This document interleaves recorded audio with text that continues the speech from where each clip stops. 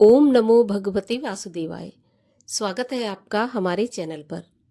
आज के इस वीडियो में आप जानेंगे फाल्गुन मास की पूर्णिमा का व्रत किस दिन रखा जाएगा, चंद्रमा को अर्घ्य किस दिन दिया जाएगा, होलिका दहन किस दिन किया जाएगा और साथ ही साथ ये भी जानेंगे कि स्नान दान की पूर्णिमा किस दिन रहने वाली है। तो सभी प्रकार की व्रत कथाएं सुनने के लिए, इसी प्रकार की जानकारियां प्राप्त करने के लिए और हमसे जुड़े रहने के लिए आपको केवल हमारे चैनल को सब्सक्राइब करके बेल आइकन को प्रेस करना है।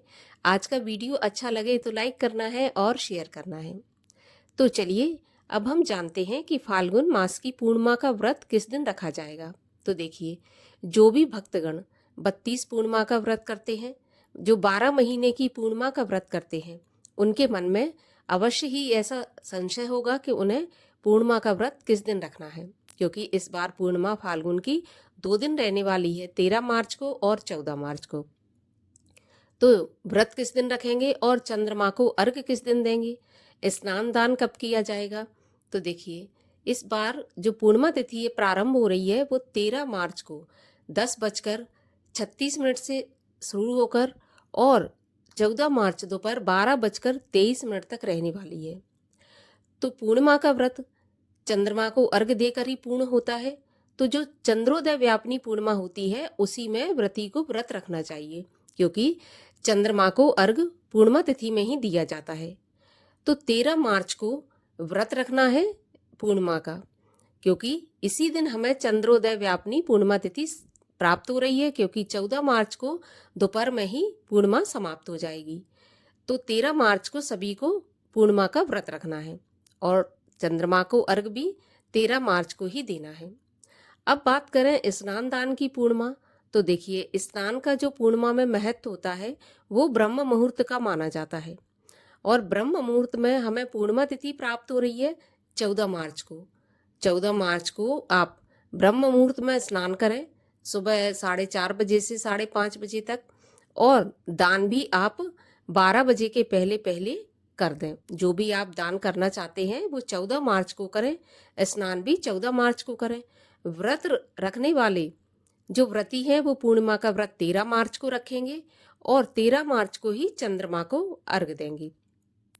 अब होलिका दहन किस दिन करना है। तो देखिए, इस बार होली पर भद्रा का साया है और भद्रा का साया 3 जगहों पर रहता है, स्वर्ग में, पाताल में और पृथ्वी में।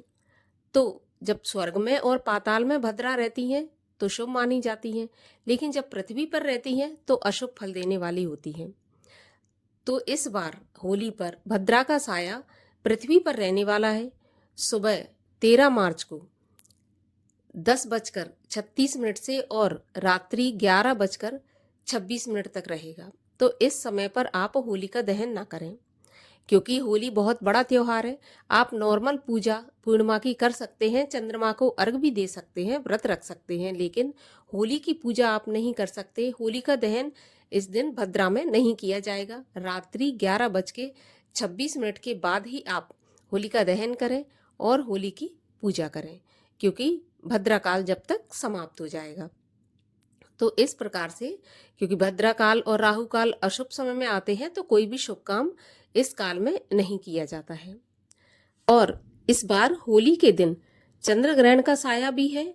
हालांकि ये चंद्र ग्रहण भारत में दिखाई नहीं पड़ेगा, तो इसका कोई सूतक भी नहीं लगेगा और इसका कोई, लेकिन हाँ, हम दान पुण्य कर सकते हैं। जो ग्रहण का दान किया जाता है वो हम कर सकते हैं।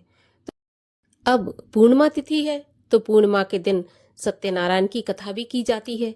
तो सत्यनारायण की कथा किस दिन करें, 13 मार्च को या 14 मार्च को। तो देखिए, अगर आप सत्यनारायण की कथा करवाना चाहते हैं तो आपको सत्यनारायण की कथा 14 मार्च में ही करवाना चाहिए, क्योंकि उदया तिथि के अनुसार 14 मार्च को पूर्णिमा प्राप्त हो रही है और 13 मार्च को जैसे ही पूर्णिमा लगेगी तो भद्रा साथ में रहेंगी।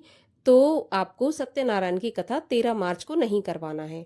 अगर आप पूर्णिमा के दिन सत्यनारायण की कथा कराना है तो 14 मार्च को आप 12 बजे के पहले पहले सत्यनारायण की कथा करवा सकते हैं।